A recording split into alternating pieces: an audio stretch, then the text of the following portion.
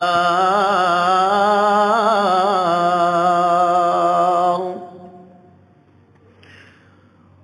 اشرح لي صدري ويسر لي أمري واحلل عقدة من لساني يفقه قولي سبحانك لا علم لنا إلا ما علمتنا إنك أنت العليم الحكيم.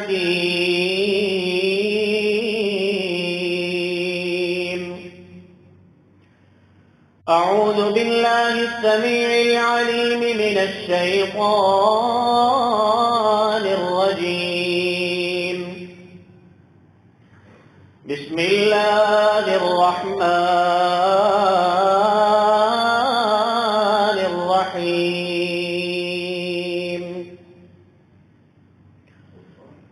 يسبح لله ما في السماوات وما في الأرض الملك القدوس العزيز الحكيم.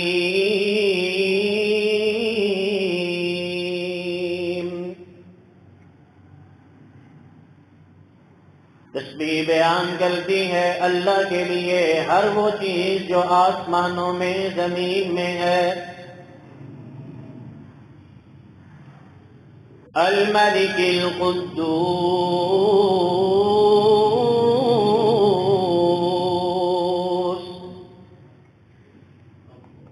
وہ ہر عیب سے پاک ہے، بادشاہ ہے، مالک ہے. العزیز الحکیم،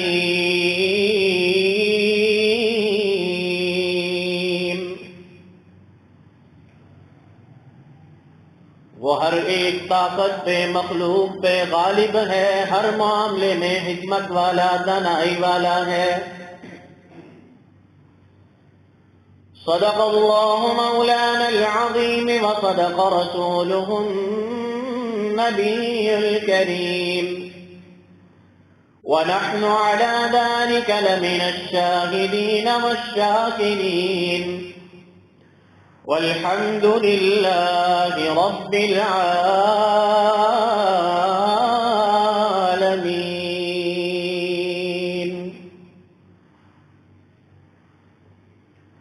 حضرات ذی وقار،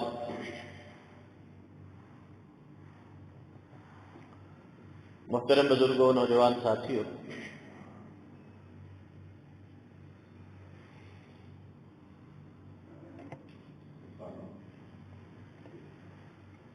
سورۃ الجمعہ کی ابتدائی آیت مبارکہ کا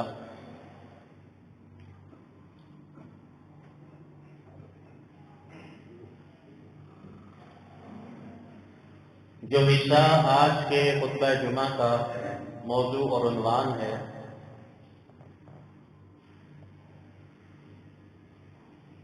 اسے بھی اس پوری سورہ مبارکہ کے مضمون کے مقدمہ کی آغاز کی اہمیت و برتری حاصل ہے.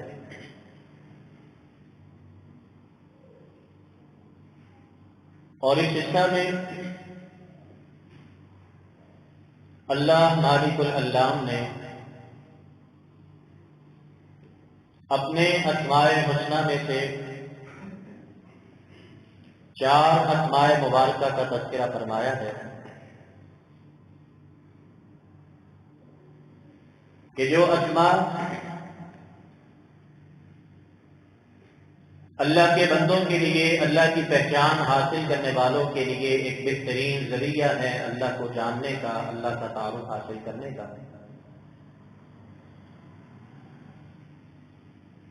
اور اس کے ساتھ ساتھ اس سورہ مبارکہ کے اگلے احکامات اور ارشادات، ان کی حیثیت، ان کی اہمیت اور ان احکامات کے ساتھ انسان کو جو رویہ روا رکھنا ہے،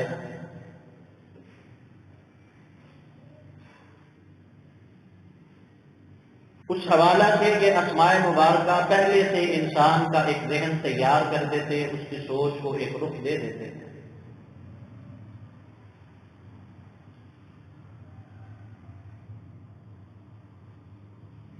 کہ یہ احکامات جس ہستی کی طرف سے ہیں اس کی حیثیت کیا ہے، اس کا مقام کیا ہے، اس کا حق کیا ہے، بندوں کو یہ پتہ چل جائے اور پھر اس بات کو جاننے اور سمجھنے کے بعد وہ آنے والے احکامات پہ نظر اور نگاہ ڈالیں اور فیصلہ کریں کہ انہوں نے کیا طریقہ اور کیا روش، کیا انداز اختیار کرنا ہے۔ وہ چار اسماء مبارکہ الملک، القدوس، العزیز، الحکیم، یہ اسماء مبارکہ ہیں جو کہ اسماء الحسنی میں ان 99 ناموں میں شامل ہیں کہ جن کے بارے میں پاک پیغمبر صلی اللہ علیہ وسلم نے فرمایا ہے من احصاها دخل الجنہ، کہ جو اپنی زندگی کے اندر ان 99 ناموں کو سمجھ لے گا، یاد کر لے گا، ان کا حق ادا کر لے گا، ان کے تقاضوں کو نبھا لے گا، وہ جنت میں داخل ہو جائے گا۔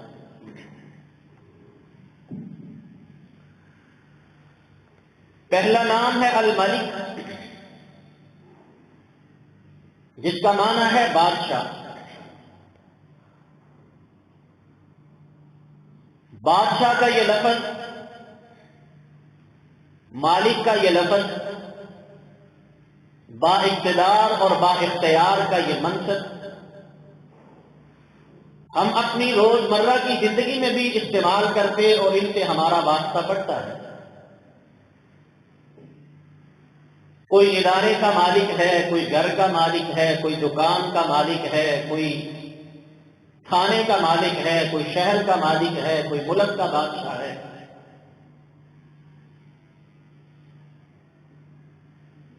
لیکن اس ملک لفظ کا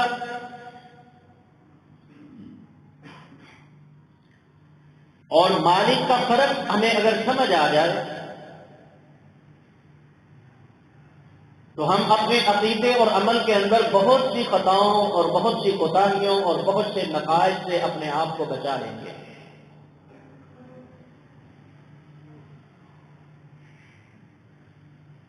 ملکیت کو بیان کرنے کے لیے اور ملکیت کو بتلانے کے لیے اللہ کی ذات نے، اللہ نے قرآن پاک میں 3 لفظ استعمال فرمائے۔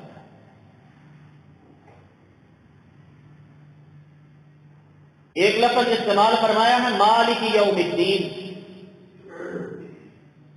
مالک الملک، مالک اس کا معنی بھی ہے بادشاہ، اختیار والا، کنٹرول والا، قدرت والا۔ دوسرا لفظ ہے مالک، جس میں میم کے بعد الف نہیں پڑھی جاتی، میم کو لمبا نہیں کیا جاتا، بلکہ میم کی زبر اور پھر آگے لام اور پھر آگے کاف، ملک بولا جاتا ہے، مالک نہیں بولا جاتا۔ وہی اس سورہ مبارکہ میں، سورۃ الجمعہ کی آیت مبارکہ میں اللہ نے ذکر فرمایا ہے دوسرا لفظ، اور دیگر قرآن پاک کی آیات مبارکہ میں یسبح للہ ما فی السماوات وما فی الارض الملک القدوس، مالک نہیں، مالک القدوس۔ اس کا بھی معنی ہے اختیار اور قدرت اور کنٹرول اور ملکیت۔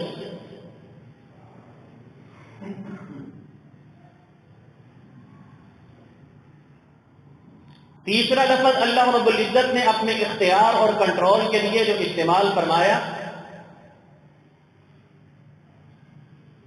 وہ ہے فی مقعد صدق عند ملیک مقتدر۔ حرف کتنے ہی ہیں؟ میم، لام، کاف، لیکن ان کے درمیان ایک حرف یا کا اضافہ ہے لام کے پاس، وہ بھی ہے ملیک۔ اس کا بھی معنی ہے کنٹرول اور قدرت اور اختیار۔ ان تین الفاظ میں سے ایک لفظ ایسا ہے جو دنیا کی انسانوں کے لیے، مخلوقات کے لیے بھی استعمال ہوتا ہے. جیسے میں نے ابھی بولا، گھر کا مالک ہے، دکان کا مالک ہے، اس پراپرٹی کا مالک ہے، اس گاڑی کا مالک ہے. یہ مالک کا لفظ انسان کے لیے بھی استعمال ہو جاتا ہے، اللہ کے لیے بھی استعمال ہوتا ہے. لیکن باقی دو الفاظ صرف اور صرف اللہ کی ذات کے لیے خاص ہیں، انسانوں کے لیے وہ استعمال نہیں ہوتے. وجہ کہ مالک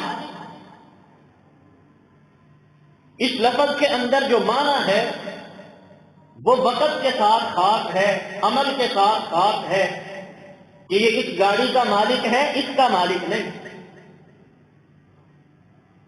یہ اس عمارت کا مالک ہے، فلاں کا مالک نہیں. اس میں عموم معنی، عام معنی، ہر چیز کی ملکیت کا معنی نہیں پایا جاتا. اور مالک وہ کسے کہا جاتا ہے جو ہر چیز کا ہر وقت مالک ہے، جس کی ملکیت کا نہ کوئی آغاز کا وقت مقرر کیا جا سکتا ہے، نہ اختتام ہے اس کی ملکیت کا، وہ ہمیشہ سے مالک ہے. اور صرف ایک کا، دو کا، چار کا، 100 کا، 5 کا، 1000 کا، 10 کا، کروڑ کا، ارب کا نہیں، ہر چیز کا مالک ہے، ہر شے کا مالک ہے. لہو ملک السماوات والارض. ملک کا معنی کیا ہے؟ جو آسمان اور زمین کی ہر چیز، ہر ذرے، ہر قطرے، ہر پتے، ہر شاخ، ہر انسان، ہر مخلوق، ہر بڑی، ہر چھوٹی، ہر محسوس کی جانے والی چیز کا مالک ہے اور ہمیشہ سے ہے، ہمیشہ تک رہے گا. نہ اس کی ملکیت کا کوئی وقت محدود ہے، نہ اس کی ملکیت اور قبضے کا کوئی معاملہ محدود اور متعین ہے. وہ ہر چیز کا ہر طرح سے مالک ہے. دوسرا ملک کا معنی کیا ہے؟ کہ وہ ذات کہ جو اپنی تمام تر ملکیت میں آنے والی چیزوں پر اپنا ہر حکم چلا سکتا ہے. مالک میں اپنے جسم کا ہوں، مالک میں اپنے گھر کا ہوں، لیکن بڑے سارے ایسے معاملات ہوتے ہیں میرے جسم پہ ہی میری مرضی نہیں چلتی ہے. میں چاہتا ہوں میری آنکھیں بند نہ ہو، گاڑی چل رہی ہے، ٹریفک بڑی زیادہ ہے، سفر دور کا ہے، میری آنکھوں پہ نیند کا غلبہ آ رہا ہے، میں بڑی کوشش کرتا ہوں لیکن آنکھ پھر بھی بند ہو جاتی ہے. میں اپنی آنکھوں کی پتلیوں کو بھی اپنے کنٹرول اور قبضے میں رکھ سکتا.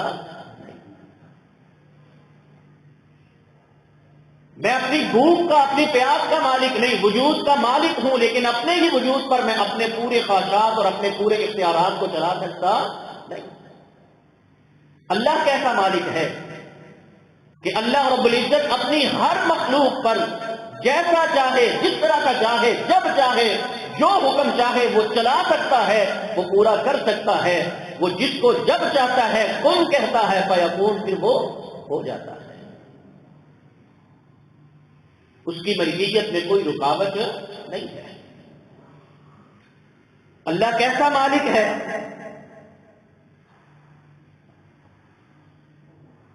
میرے پاس گاڑی ہوگی تو میں اس کا مالک ہوں گا، میرے پاس مکان ہوگا تو میں مکان کا مالک ہوں گا، میرے پاس کوئی چیز ہوگی تو مجھے مالک کہا جائے گا.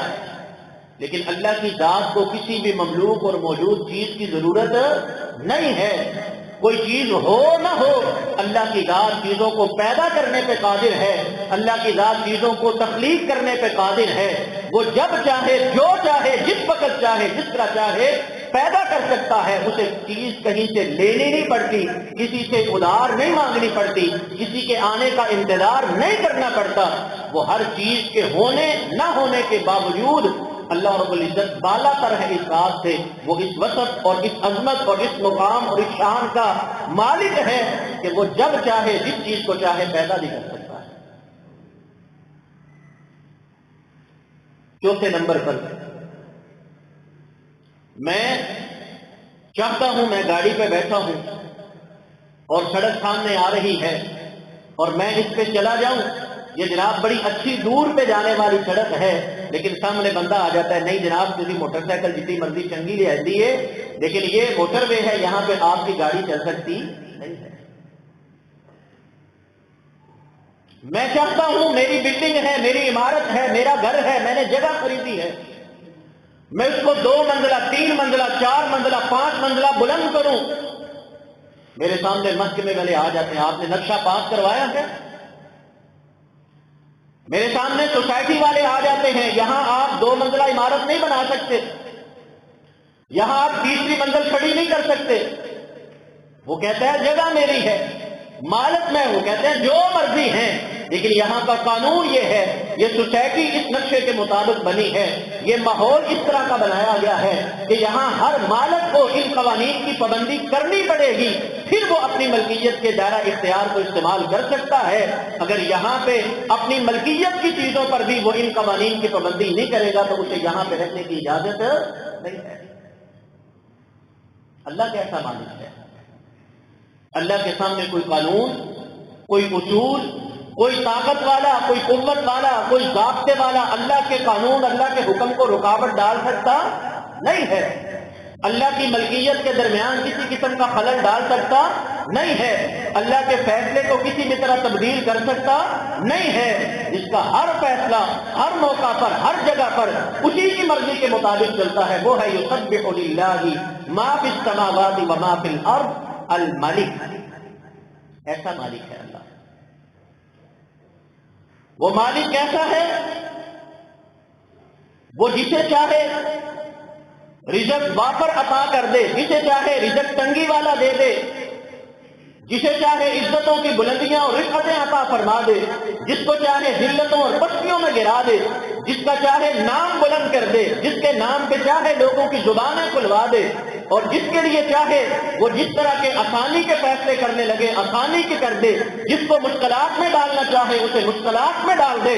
وہ پیغمبر کی ہستی کیوں نہ ہو، وہ محبوب الانبیاء کیوں نہ ہو، وہ امام الانبیاء کیوں نہ ہو، وہ شخصیت خلق عظیم کی مالک کیوں نہ ہو، لیکن اگر مالک کا فیصلہ ہے ان کی گود میں اولاد بیٹے کی میں نے نہیں رہنے دینی، وہ پیغمبر انبیاء بھی آنکھوں سے آنسو بہانے کے باوجود اپنے بیٹے کو واپس اپنی گود میں لا سکتے نہیں۔ وہ اکیلا دینے والا، چھیننے والا، نہ اس کی عطا کو کوئی اس سے چھین سکتا، نہ اس کی رکاوٹوں کو کوئی ختم کر سکتا اور مٹا سکتا، نہ اس کی پیدا کردہ محرومیوں کو کوئی بدل سکتا۔ رزق دے نہ دے، عزت دے نہ دے، ذلتوں کو طاری کر دے، وہ ایک اکیلا مالک ہے، وہی اللہ کی ذات ان سب چیزوں کا فیصلہ کرنے والی ہے۔ مالک کون ہے؟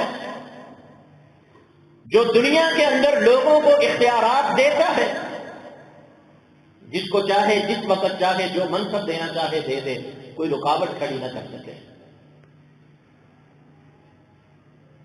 اور جس وقت چاہے وہ منصب واپس لے لے، وہ ہے مالک۔ ان سارے معنی اور مفاہیم کو اللہ نے قرآن پاک کی مختلف آیات کے اندر ذکر کر کے ان کو ایک لفظ کے اندر سمو دیا ہے۔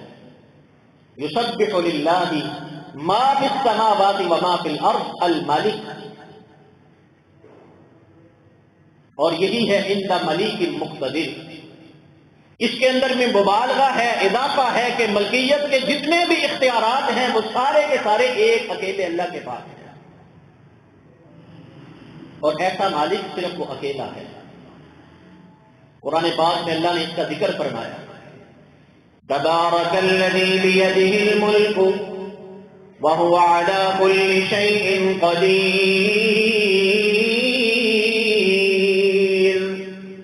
بابرکت ہے وہ ذات جس کے پاس ہر چیز کی ملکیت ہے، جو ہر چیز پہ قادر ہے، ہر چیز پہ با اختیار ہے، وَهُوَ عَلَى كُلِّ شَيْءٍ قَدِيرٌ۔ یہاں مالک کا معنی کیا ہے؟ ملکیت کا معنی کیا ہے؟ کہ جو کرنا چاہے، جب کرنا چاہے، جس کے ساتھ کرنا چاہے وہ کر سکتا ہے، وہ کرنے کا حق رکھتا ہے، وہ کرنے کی قوت و طاقت رکھتا ہے۔ کوئی بندہ ایسا نہیں کہہ سکتا اس موقع پر ان کے بچوں کے سر سے باپ کا سایہ چھین لیا، مالک کو یہ نہیں کرنا چاہیے تھا۔ خبردار نانا، تبارک الذی بیدہ الملک وہو علی کل شیء قدیر۔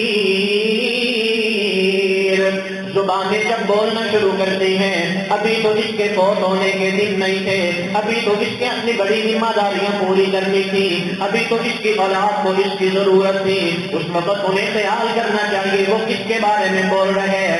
اس کی موت کا مالک بھی اللہ، اس کی زندگی کا مالک بھی اللہ، اس کے بارے میں فیصلہ کرنے والی ذات بھی اللہ کی۔ آپ کا اعتراض کرنا، آپ کا شکوہ کرنا، آپ کا شکایت کرنا، یہ کس معنی اور مفہوم میں ہے؟ جب آپ اپنی زبان سے یہ جملے بولتے اس وقت آپ نے رب کو مالک نہیں مانا، رب کی ملکیت کے وصف کو آپ نے صحیح طریقے سے نہیں سمجھا۔ تبارک الذی بیدہ الملک، وہ اکیلا مالک ہے، جس وقت چاہے، جس کے بارے میں چاہے، جو چاہے فیصلہ کر سکتا ہے،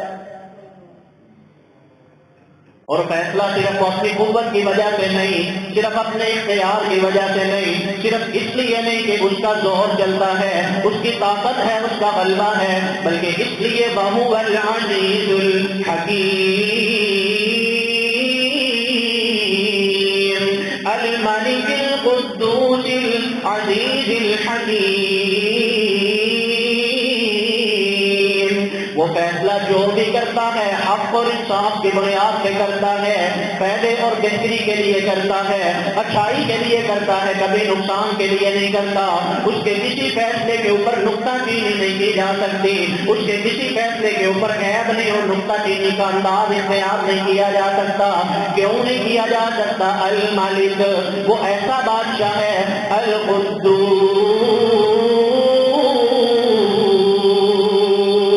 وہ ہر اس عیب سے پاک ہے جو کسی مالک کے بارے میں ملازم کبھی بھی سوچ سکتا ہو۔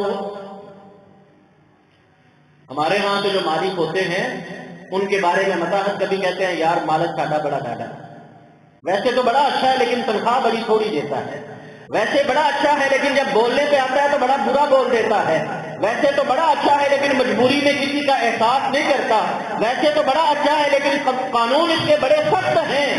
اس طرح کے جو جملے اپنے مالکوں کے بارے میں ملازم بول دیتے ہیں، اللہ کی ذات ایسی مالک ہے جب اس کے فیصلوں کی حقیقت کھلے گی، جب اس کے فیصلوں کے معاملات آشکار ہوں گے، جب اللہ وعدے کریں گے میں نے کسی کو غریب بنایا تو کیوں بنایا، میں نے کسی کو موت طاری کی اس کی جوانی میں تو کیوں کی، میں نے کسی کے معاملات کے اندر اس کی محنتوں کا اس کے ذہن کے مطابق، سوچ کے مطابق نتیجہ دیا، کیوں نہیں دیا تو کیوں نہیں دیا۔ جب یہ ساری چیزیں پردوں سے باہر آئیں گی تو سارے لوگ پکار کے کہیں گے سبحان ربی العظیم الحمد للہ رب العالمین۔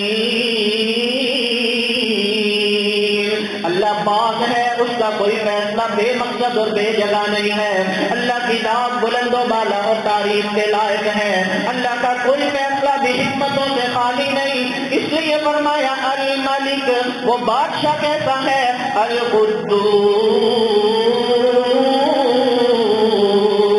جس کے فیصلے کے بارے میں جب بھی بندے کی نگاہ پڑے، نظر پڑے تو یہی میری عقل کے اندر کمی ہو سکتی ہے، میرے علم کے اندر کمی موجود ہے، میرے ادراک اور احساس کے اندر کمی موجود ہے، اللہ کا فیصلہ کبھی بھی غلط نہیں ہو سکتا،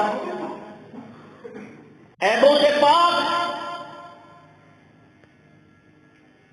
ایسا بادشاہ وہ اکیلا اصلا ہے، ایسی ملکیت صرف ایک اکیلے اسی کے پاس ہے کہ جو فیصلہ کرتا ہے اس فیصلے پہ کوئی اعتراض کر سکتا نہیں، اس فیصلے کے اندر کوئی خامی نکال سکتا نہیں۔ کائنات کے اندر بالا تر، اعلیٰ تر، افضل ترین، بہترین، عقل مند، دانا، حکمت کے اعلیٰ مقام پہ فائز، اخلاق کے اعلیٰ مقام پہ فائز، عقل کی اعلیٰ چوٹیوں پہ فائز، علم کی اعلیٰ منزلوں پہ فائز اگر کوئی ذات دنیا کے اندر آئی ہے تو وہ جناب نبی پاک صلی اللہ علیہ وسلم سے بڑھ کر اونچی، بالا اور اعلیٰ کوئی ذات انسانوں کے اندر آئی نہیں ہے۔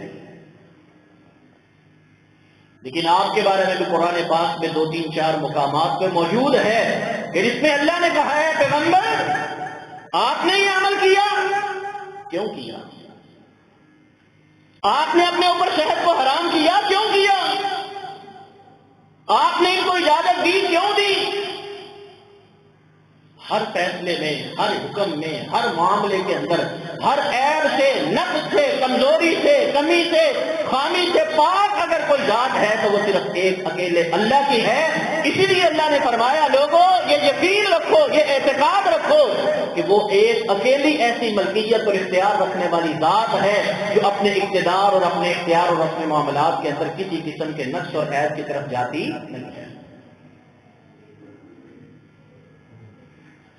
وَقُلِ الْحَمْدُ لِلَّهِ الَّذِي لَمْ يَتَّخِذْ وَلَدًا وَلَمْ يَكُنْ لَهُ شَرِيكٌ فِي الْمُلْكِ وَلَمْ يَكُنْ لَهُ وَلِيٌّ مِّنَ الذُّلِّ وَكَبِّرْهُ تَكْبِيرًا۔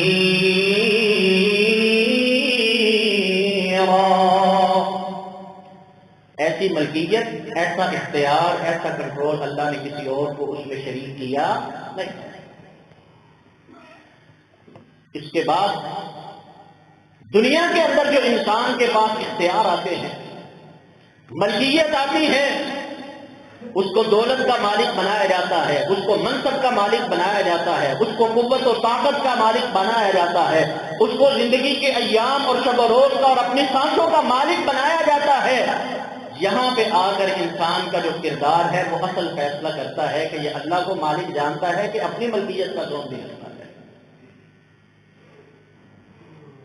انسان کسی بھی اعلیٰ سے اعلیٰ درجے پہ پہنچ جائے، اس کا اختیار، اس کی سلطنت، اس کا اقتدار، اس کی دولت، اس کی قوت، اس کی طاقت، اس کی حکمت، اس کی عقل، اس کی دانائی، حتیٰ کہ اس کی نبوت اور رسالت، اس کی عبادت، اس کا زہد، اس کی اطاعت، اس کی فرما برداری جس مرتبے پر بھی پہنچ جائے، لیکن اللہ رب العزت کی طرف سے ایک اعلان سارے لوگوں کے لیے ہے جو ہمیشہ یاد رکھنا چاہیے۔ وہ کیا؟ یا ایھا الناس انتم الفقراء الی اللہ واللہ هو الغنی الحمید۔ اے کائنات کے لوگوں، اللہ کو مالک مانتے ہو تو یہ بات ہمیشہ یاد رکھنا، تم دولت جتنی بھی مرضی حاصل کر لو، تم اقتدار جتنا مرضی بلند حاصل کر لو، تمہارے پاس قوت و طاقت جتنی مرضی آ جائے، کوئی تمہارے سامنے نظر نگاہ اٹھانے والا نہ ہو، کوئی تمہارے حکم کو انکار کی جرات کرنے والا نہ ہو، اس لیے ہمیشہ اپنے کردار کے اندر بات شامل رکھو، انتم الفقراء الی اللہ، تم ہر لمحہ میں، ہر پل میں اللہ کے سامنے محتاج ہو، تمہیں اللہ کی ضرورت ہے، اللہ سے مانگنے کی ضرورت ہے، اللہ کے سامنے جھکنے کی ضرورت ہے، اللہ کی پرواہ کرنے کی ضرورت ہے، اللہ کی رضا کو دیکھنے کی ضرورت ہے، اللہ کی ناراضگی کو دیکھنے کی ضرورت ہے۔ یا ایھا الناس انتم الفقراء الی اللہ۔ حضرات یہ جو اعلان ہے ہر بادشاہ کے لیے ہے، یہ جو اعلان ہے ہر وڈیرے کے لیے ہے، یہ جو اعلان ہے ہر منصب والے کے لیے ہے، یہ اعلان ہر محدث منتخب عالم کے لیے ہے، یہ اعلان ہر مقرب اور محبوب اللہ کے بلی کے لیے بھی ہے، یہ اعلان اللہ نے انبیاء کے لیے بھی کیا، یہ اعلان ابراہیم علیہ السلام کے لیے بھی ہے، یہ اعلان حضرت ابراہیم کے سارے خانوادے کے لیے ہے، یہ اعلان حضرت موسیٰ عیسیٰ علیہ السلام کے لیے بھی ہے، یہی اعلان جناب نبی پاک صلی اللہ علیہ وسلم کے لیے بھی ہے۔ یا ایھا الناس انتم الفقراء الی اللہ۔ اس لیے تو نبی پاک صلی اللہ علیہ وسلم جب مکہ میں فتح کے موقع پہ داخل ہو رہے تھے، اونٹ پہ آپ بیٹھے ہوئے تھے، لوگ طرح طرح کے جملے بول رہے تھے، زبانیں جو پہلے آپ کے خلاف چلا کرتی تھی اب خاموش ہو گئی تھی، نگاہیں جو آپ کی طرف طرح طرح کے اشارے کرتی تھی وہ جھک کے رہ گئی تھی، ساری قوتیں تاننے والی اکڑی ہوئی گردنیں ٹوٹ کے گر چکی تھی، کوئی بندہ آپ کے سامنے کھڑا ہونے والا نہیں تھا۔ اس موقع پر نبی پاک صلی اللہ علیہ وسلم نے یہ نہیں کہا آؤ نا ذرا میرے سامنے آؤ، میں تمہیں کہتا تھا میری مخالفت نہ کرو، دیکھو آج میں نے کر کے دکھا دیا نا، جو میں بولتا تھا میں نے پورا کر دیا نا، آج میرے سامنے جھکنا پڑا ہے نا، آج میری باتوں کو ماننا پڑا ہے نا، آج میرے سامنے کھڑا ہونے کی شکل تم میں نہیں رہی نا۔ نہ ایسا کوئی جملہ نبی پاک صلی اللہ علیہ وسلم نے زبان سے نہیں نکالا، بلکہ آپ اونٹ پہ بیٹھے تھے، صحابہ فرماتے ہیں آپ اتنا جھکے اتنا جھکے اتنا جھکے کہ آپ اونٹ پہ اوپر بیٹھے بیٹھے ہی سجدہ ریز ہو گئے۔ اس موقع پر نبی پاک صلی اللہ علیہ وسلم کی زبان سے کیا نکلا؟ لا الہ الا اللہ انجز بعده ونصر عبده وهزم الاحزاب وحده۔ اختیار میرے پاس نہیں ہے، عقل میرے پاس نہیں ہے، دانائی میرے پاس نہیں ہے، قوت و کنٹرول میرے پاس نہیں ہے، تدبیر و سیاست میرے پاس نہیں ہے، سارے معاملات کے اندر جو امور چلتے ہیں وہ اللہ کے چل رہے ہیں۔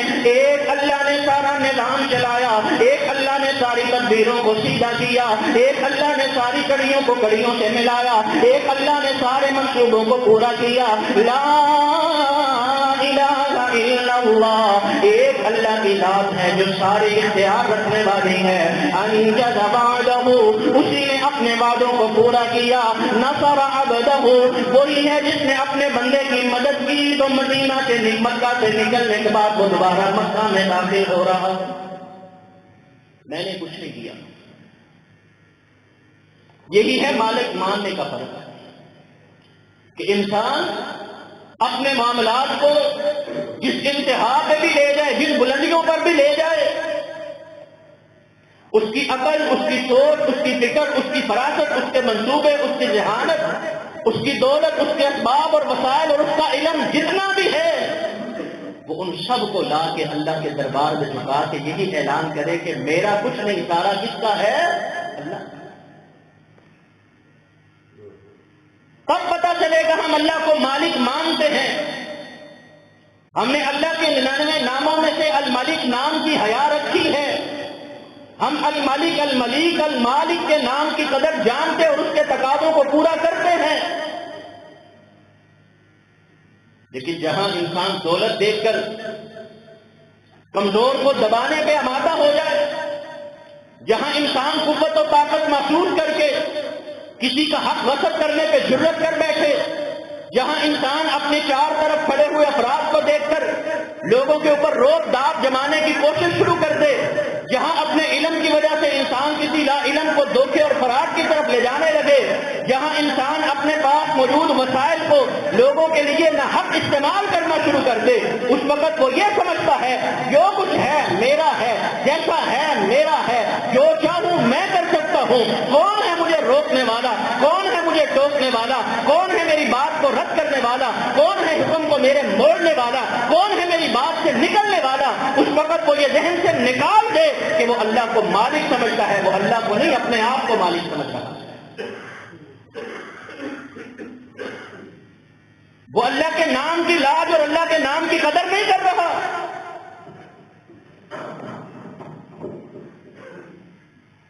جسے تجارت کے بازار میں دکان پر بیٹھے ہوئے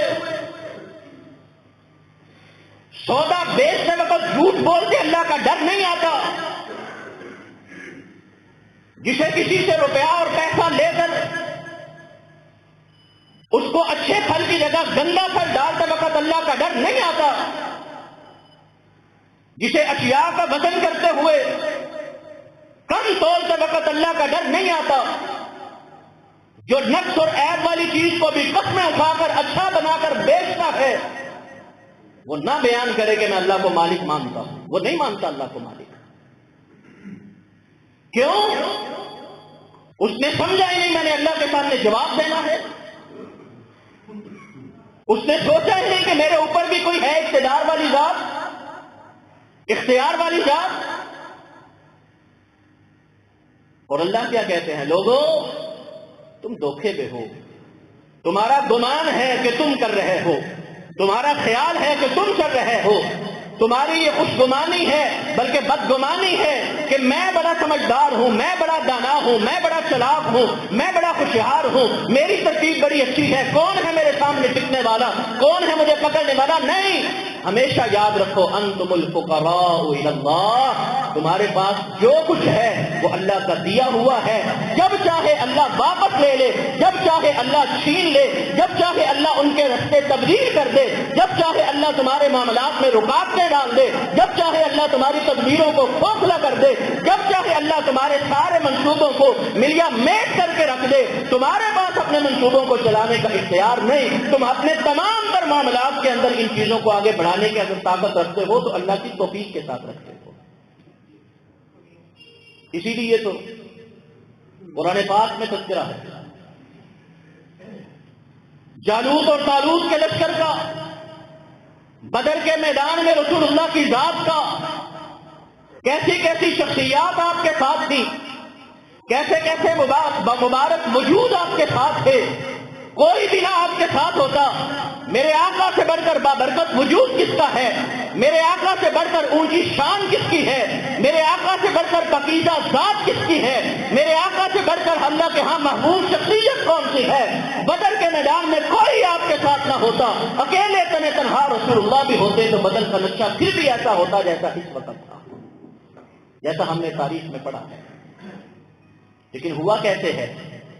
کیا رسول اللہ نے یہ کہا میں آ گیا ہوں، میں نبی ہوں، میں رسول ہوں، میں سچا ہوں، میں حق پہ ہوں، یہ جھوٹے ہیں، یہ کافر ہیں، یہ ناپاک ہیں، یہ پلید ہیں، یہ اللہ کے منکر ہیں؟ نہیں، دربار بدر کے میدان میں آ گئے، صحابہ کو لے آئے، اسباب اکٹھے کر لیے، تدبیریں ساری چلا لی اور پھر اللہ کے سامنے کھڑے ہو گئے، اللہ میں تو صرف تدبیر کر سکتا ہوں، میں تو صرف اسباب اختیار کر سکتا ہوں، لیکن مرضیاں تو اللہ تیری چلتی ہیں نا۔ تؤتی الملک من تشاء وتنزع الملک ممن تشاء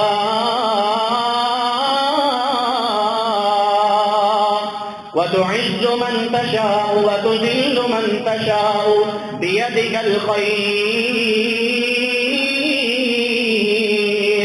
انک علی کل شیء قدیر۔ اللہ کو مالک وہ مانتا ہے، اللہ کی ملکیت پر ایمان اور یقین وہ رکھتا ہے۔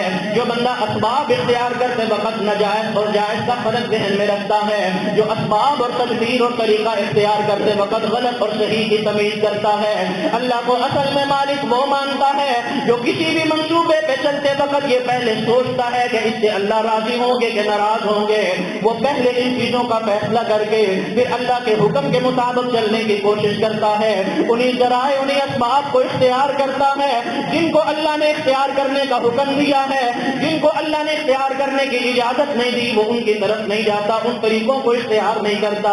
حضرات ان کے اندر فائدہ جتنا مرضی نظر آتا ہو، چھوٹا سا بچہ سکول میں بیٹھنے والا طالب علم اس کو یہ سبق سکھایا جاتا ہے امتحان میں کامیاب ہونے کے لیے تم نے بچی کا سہارا نہیں لینا، امتحان میں کامیاب ہونے کے لیے چاہے تمہارے سامنے سارا پیپر لکھا ہوا آ جائے لیکن یہ غلط رستہ ہے، یہ غلط طریقہ ہے، یہ دھوکہ ہے، یہ فراڈ ہے، تم نے یہ اختیار نہیں کرنا، تم ناکام ہونا برداشت کر لینا لیکن غلط طریقے پہ نہ جانا، غلط رستے پہ نہ جانا۔ لیکن حضرات یہ والا انداز، یہ والا کردار جب بندہ عملی میدان کے اندر آتا ہے تب صرف فائدہ دیکھتا ہے، تب جائز کو نہیں دیکھتا، تب ناجائز کو نہیں دیکھتا، تب حرام اور حلال کی فکر نہیں کرتا، تب اشیاء کی پرواہ نہیں کرتا۔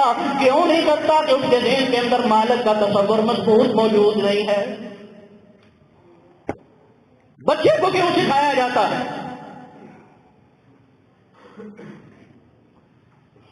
بند کر دیں۔ بچے کو بھی اسی لیے سکھایا جاتا ہے کہ اصل طریقہ یہ ہے، ترتیب یہ ہے، لیکن یہی بچہ نوجوان ہو جائے، بڑا ہو جائے، بزرگی میں آ جائے، قوت میں آ جائے، طاقت میں آ جائے، تب جائز ناجائز کی پرواہ کرتا؟ اس وقت اسے ڈر ہے ٹیچر کا، اسے ڈر ہے پرنسپل کا، اسے ڈر ہے نگران کا، اسے احساس ہے میرا ٹیچر مجھ سے پوچھ سکتا ہے، اسے احساس ہے میرا پرنسپل مجھے پوچھ سکتا ہے، اسے احساس ہے میرا نگران مجھے پکڑ سکتا ہے، لیکن بازار میں بیٹھ کر، معاملات میں بیٹھ کر، دفتر میں بیٹھ کر، گھر میں بیٹھ کر، خاندان میں بیٹھ کر، اپنوں میں بیٹھ کر جب یہ جھوٹ بول دیتا ہے، جب یہ طاقت کا استعمال کر لیتا ہے، جب یہ فراڈ کی طرف چلا جاتا ہے، جب یہ دھوکے کی طرف چلا جاتا ہے، جب یہ زور اور تعصب اور ضد کے اوپر اڑ جاتا ہے، تب اس کے دل سے یہ احساس نکل جاتا ہے کہ میرا کوئی مالک بھی موجود ہے۔ تب مالک مانو نا، تب اسے یہی ہوتا ہے میرے سامنے کیڑا بول سکتا، تب اسے یہی ہو سکتا ہے مجھے کون پکڑ سکتا ہے، تب ذہن پہ یہی احساس غالب ہوتا ہے کون مجھے اوے کرے گا، کون مجھے روکے گا، کون مجھے ٹوکے گا۔ اس وقت جو بندہ سمجھتا ہے کہ نہیں اللہ ہے، یہ ساری چیزیں جو اس وقت مجھے حاصل ہیں، یہ جو طاقت مجھے حاصل ہے، یہ جو ملکیت مجھے حاصل ہے، یہ جو اقتدار مجھے حاصل ہے، یہ جو علم مجھے حاصل ہے، یہ جو مہارت مجھے حاصل ہے، یہ جو عقل مجھے حاصل ہے، یہ صرف وقتی ہے، یہ ہمیشہ ہمیشہ رہنے والی نہیں ہے۔ اور یہ مجھے ملی کس لیے ہے؟ نبی پاک صلی اللہ علیہ وسلم نے وضاحت کے ساتھ ذکر کر دیا، قالوا ان الدنيا حلوة خضرة، دنیا کے معاملات میں ایک چیز بار بار تمہارے سامنے آئے گی، تمہارے سامنے بڑی میٹھی بن کے آئے گی، تمہارے سامنے بڑی سرسبز بن کے آئے گی، تمہارے سامنے دنیا ایسے بن کے آئے گی جیسے ہاتھ بڑھاؤ تو ابھی لے لو، یہ کرو تو یہ مل جائے گا، یہ کرو تو یہ بھی ہو جائے گا، وہ کرو تو وہ بھی ہو جائے گا، ادھر چلو تو یہ بھی حاصل کر لو گے، ایسے للچاتے ہوئے انداز میں آئے گی، اپنی طرف بڑھائے گی، لیکن یاد رکھنا یہ ساری کی ساری اشیاء، یہ ساری کی سارے معاملات دھوکے اور فراڈ کے ہیں۔ اصل معاملہ کیا ہے؟ ان اللہ مستخلفکم فیہا فینظر کیف تعملون، تم اس دنیا کے اندر آئے ہو صرف اللہ کی آزمائش میں پورا اترنے کے لیے، اللہ نے تمہیں تھوڑے وقت کے لیے اختیار دیا، تھوڑے وقت کے لیے اسباب مہیا کر دیے، تھوڑے وقت کے لیے تمہیں ملکیت و طاقت و قوت دے دی ہے، فَيَنظُرَ كَيْفَ تَعْمَلُونَ، تم دنیا کا بدل کچھ بھی نہیں سکتے، بس اللہ کو دکھا سکتے ہو تم نے اچھا کیا کہ برا کیا ہے۔ کیا کر سکتے ہو دنیا کا؟ جنہوں نے پہاڑوں کو تراش کر بلند و بالا آج تک کے عجوبہ بننے والی عمارات کھڑی کر لی، انہوں نے کیا کر لیا؟ جنہوں نے مصر کے عجائبات لوگوں کے سامنے کھڑے کر دیے، آج کہاں ہیں؟ آج کھوتے جانے والے آثار قدیمہ کے ذخائر جو ہمارے لیے تعجب کا باعث ہیں، ان کو روکنے والے، ان کو بنانے والے نے دنیا کے کس نظام کو بدل دیا؟ آئے تھے، ایک وقت گزارنا تھا، اتنے وقت گزارے اور پھر چلے گئے۔ آب حیات کی کہانیاں بھی مشہور ہوئی، جسموں کو حنوط کر کے محفوظ کرنے کے تصورات بھی چلتے رہے، صرف اسی سوچ میں کہ زندگی آگے بڑھ جائے گی۔ آج کلوننگ کی باتیں بھی موجود ہیں، لیکن موت و حیات کی پابندی سے کوئی نکل سکا ہے؟ کوئی بندہ موت کے دائرے کو اپنے آپ سے دور کر سکا ہے؟ زندگی کے دنوں کے ایک سانس کا اضافہ کر سکا ہے؟ کیوں؟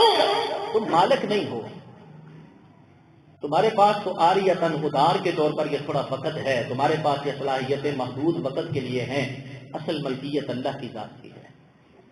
اس لیے تو ہارون الرشید نیک بادشاہ تھا، مسلمان تھا، اتنا بڑا بادشاہ، اس کے سامنے جب کبھی بادل اوپر سے گزرتا ہوا جاتا نا تو اکثر یہ جملہ بولا کرتا تھا، ان تیری حیث شئتی، اے بدلی کے ٹکڑے جا دنیا کے جس کونے میں جا کے برسنا ہے برس لے، تیرے برسنے کے بعد زمین سے جو اناج نکلے گا اس سے پیدا ہونے والی فصل کا خراج واپس میرے پاس ہی آئے گا۔ اتنی بڑی بادشاہت، لیکن جب آخری لمحات میں بیمار ہوا، نڈال ہوا، کمزور اور ضعیف ہوا، دل میں خیال آیا، اپنے سارے درباریوں سے، اپنے سارے ملازموں سے کہا جاؤ ذرا جا کے میری قبر تو کھودو۔ اپنی زندگی میں خود اپنے حکم سے اس نے قبر کھدوائی، کہا مجھے اٹھا کے لے کے جاؤ۔ اٹھایا گیا، قبر کے پاس گیا، قبر کو جھانک کے دیکھا، رونا شروع ہوا، اور تاریخ کے الفاظ ہیں فبکا حتی رحما، اتنا رویا، اتنا نڈال ہوا کہ لوگوں کو اس پر ترس آنے لگا، لوگ اس پر رحمت کی نظر، رحم کی طرف ان کی نظریں ڈالنے لگے۔ پتہ نہیں کیا ہو گیا بیچارے کے ساتھ، کتنا بے بس اور لاچار ہے، وقت کا بادشاہ، اتنی بڑی سلطنت کا مالک اور کنٹرولر۔ اس کی زبان سے اس وقت جملہ نکلا، یا من لا یزال ملکہ ارحم من زال ملکہ، اے مالک جس کی ملکیت کو کوئی انتہا نہیں ہے، جس کی ملکیت اور ملکیت کا کوئی اقتدار کا کوئی پہلو کبھی ختم نہیں ہونے والا، میں آج اتنا بڑا بادشاہ، اتنی بڑی سلطنت کا مالک اس جگہ پہ کھڑا ہو کر التجا کر رہا ہوں، مجھ پہ رحم فرمانا۔ آج جس کی ساری بادشاہتیں ختم ہو رہی ہیں، آج جس کے سارے اختیارات مٹ رہے ہیں، آج جس کی ساری طاقتیں اور قوتیں عاجز اور بے بس اور لاچاری کی صورت میں ڈر رہی ہیں، میں آج التجا کرتا ہوں کہ مجھ پہ رحم کرنا۔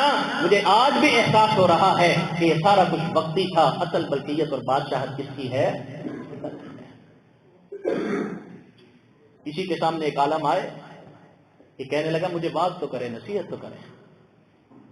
کہا بادشاہ یہ پانی کا گلاس میرے ہاتھ میں پکڑا ہوا ہے، بتلاؤ ذرا، پیاس کی شدت ہو، اس گلاس کے پانی کے علاوہ کہیں سے پانی نہ ملتا ہو، اور تمہیں پانی بغیر قیمت کے نہ ملے، اس پانی کو حاصل کرنے کے لیے کیا دے سکتے ہو؟ اس نے کہا اپنی سلطنت کا پورا آدھا حصہ اس آدھے گلاس پانی کے لیے دے دوں گا۔ کہا ٹھیک ہے، اب اگلی بات کا جواب دو، یہی پانی کے چند گھونٹ جو تم پی لو گے، اگر یہ پیشاب کی صورت میں خارج نہ ہو، حاجت کے وقت خارج نہ ہو، تو ان کو اپنے جسم سے خارج کرنے کے لیے کیا خرچ کر سکتے ہو؟ کبھی تصور تو کریں، جن کو پانی جا کے نکلوانا پڑتا ہے، جن کو ہزاروں لاکھوں لٹانے پڑتے ہیں، جو ہر ہفتے کے چکر لگا کر گردے صاف کروا کے آتے ہیں، جو اس طرح کا سارا نظام اللہ نے جو خراب کر دیا، اللہ رب العزت نے جو بیماری کی طرف ڈال دیا، وہ اس نظام کو درست کرنے کے لیے کیا نہیں لٹا سکتے؟ اس نے بھی کہا ہارون الرشید نے ان پانی کے چند قطرات کو نکالنے کے لیے باقی اگلی آدھی جو ملکیت اور سلطنت ہے وہ بھی لٹا دوں گا۔ کہا بادشاہ پھر ایسی بادشاہت کا کبھی مان نہ کرنا کہ جس کی قیمت پانی کے چند گھونٹ ہیں اور جس کی عوض جو ہے وہ پیشاب کی چند قطرات ہے۔ دیکھنا یہ کہ اس پر اللہ نے تمہیں قائم کیوں کیا ہے، یہاں پہ اللہ نے تمہیں کھڑا کیوں کیا ہے۔ مالک تم نہیں ہو، مالک اور ہے، تم صرف نگران ہو۔ تم نے یہاں پہ اپنی اس ذمہ داری کو پورا کرنا ہے، جو اپنی زندگی کے تمام تر معاملات کے اندر یہ احساس زندہ رکھتا ہے کہ وہ کچھ نہیں ہے، وہ صرف اللہ کا ایک بندہ ہے، اللہ کی مخلوق ہے، اللہ کی عطا کردہ صلاحیتوں کو اللہ کے نظام کے مطابق چلانے کا پابند ہے۔ وہ بندہ سمجھتا ہے مالک کون ہے، الملک القدوس العزیز الحکیم کا ایمان رکھتا ہے۔ اللہ مجھے اور آپ کو یہ ایمان رکھنے کی توفیق عطا فرمائے۔ اقول قولی ھذا استغفر اللہ لی ولکم ولسائر المؤمنین، والسلام علیکم۔